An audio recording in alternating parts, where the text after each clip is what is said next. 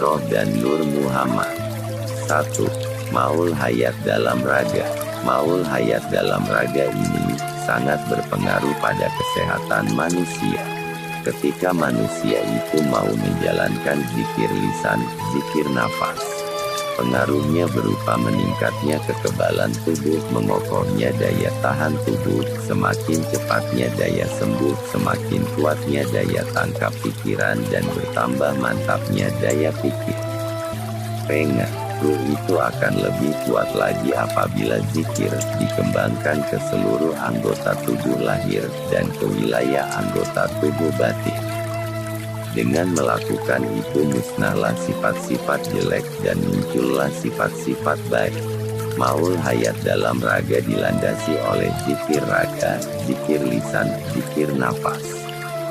Ia menghidupkan raga itu sendiri, sehingga seseorang merasakan hidup lebih mantap, percaya dirinya lebih kuat.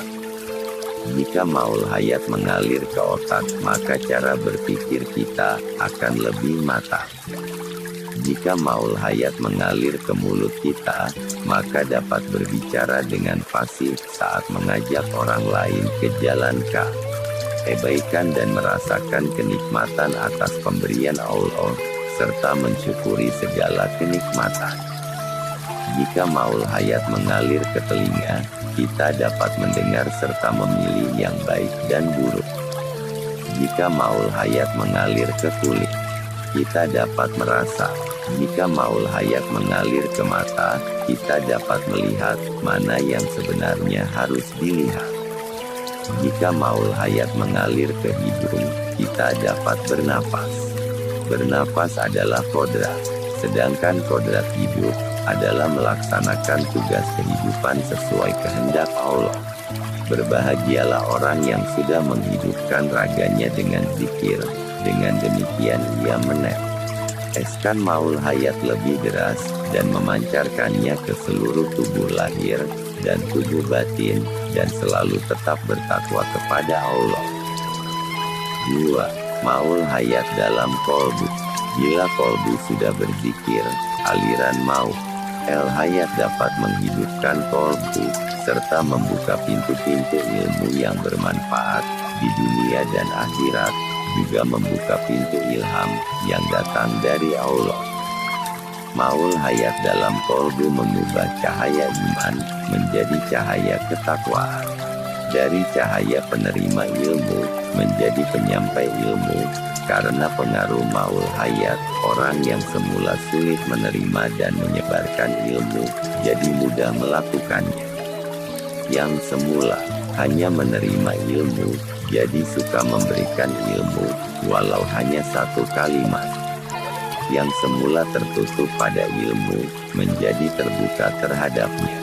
Yang semula sulit menerima ilham, menjadi mudah menerimanya. Perubahan itu terjadi karena maul hayat dapat menghidupkan pancaran cahaya kolbu.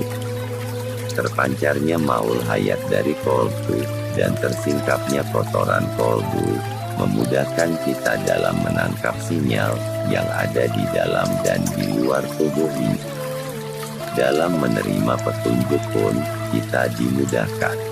Sebagaimana yang dijelaskan dalam Al-Quran, tidak ada suatu musibah pun yang menimpa seseorang, kecuali dengan izin Allah, dan barang siapa yang beriman kepada Allah, niscaya dia akan memberi petunjuk kepada hatinya, dan Allah Maha mengetahui segala sesuatu. Surat At-Tagabun ayat 11. Dari lapisan dinding kalbu memancar 5 macam cahaya, yang masing-masing berpengaruh pada sifat seseorang. Kelima macam cahaya tersebut adalah merah, hijau, kuning, putih, dan biru. Warna merah melambangkan sifat marah dan sifat jelek lainnya. Warna hijau melambangkan kesukaan beragama. Warna kuning melambangkan kemuliaan dunia dan akhirat. Warna putih melambangkan sifat kebersihan menuju kesucian. Warna biru melambangkan sifat fanatisme.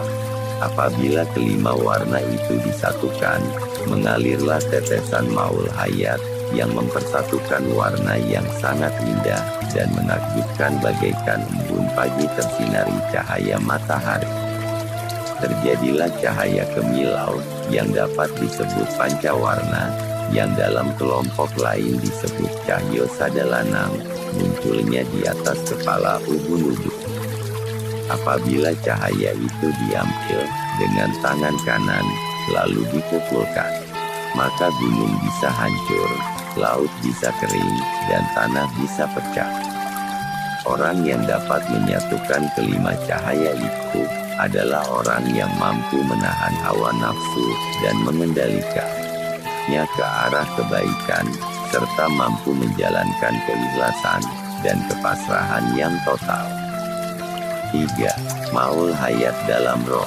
Maul hayat dalam roh dilandasi oleh zikir lisan, zikir nafas, berlanjut berzikir kalbu dan berkembang serta terdengar zikir roh. Setelah sampai ke zikir roh, barulah maul hayat dalam roh mempengaruhi proses penyucian roh agar kembali fitrah seperti pada saat raga dilahirkan ke dunia. Roh kembali fitrah berdampak pada kesucian kolbu. Setelah kesucian kolbu mempengaruhi organ-organ, kolbu tersucikan karenanya, lalu merambat keluar ke arah maul hayat dalam raga. Zikir roh dapat membuka pancaran maul hayat ke semua organ tubuh, baik lahir maupun batin, yaitu mata air dalam surga, yang daripadanya hamba-hamba Allah minum, yang mereka dapat mengalirkannya dengan sebaik-baiknya. Surat Al-Insan ayat 6. Pada tahapan zikir roh sering mendapatkan ilham khusus untuk perjalanan. Roh berhablum minallah, sebagian rahasia roh pun ditampakkan. 4. Maul hayat pada Nur Muhammad. Maul hayat pada Nur Muhammad berfungsi hanya menunggu kedatangan maul hayat dalam roh. Roh dijemput oleh Nur Muhammad setelah jiwa dan raga disucikan melalui dukungan zikir raga, zikir lisan, zikir nafas. Setelah dijemput, roh diantar oleh Nur Muhammad untuk menghadapnya. Akan tetapi apabila maul hayat dalam raga dan kolbu masih memancar roh suci, maka maul hayat yang sedang menghadap Allah disuruh kembali ke dalam raga untuk melanjutkan kehidupan.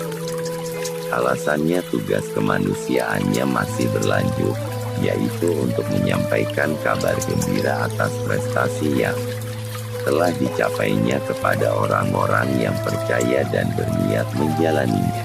Apabila maul hayat dalam raga dan kolbu seseorang yang sudah mati, berarti raganya sudah mati. Allah menerima roh suci, maul hayat dan Nur Muhammad.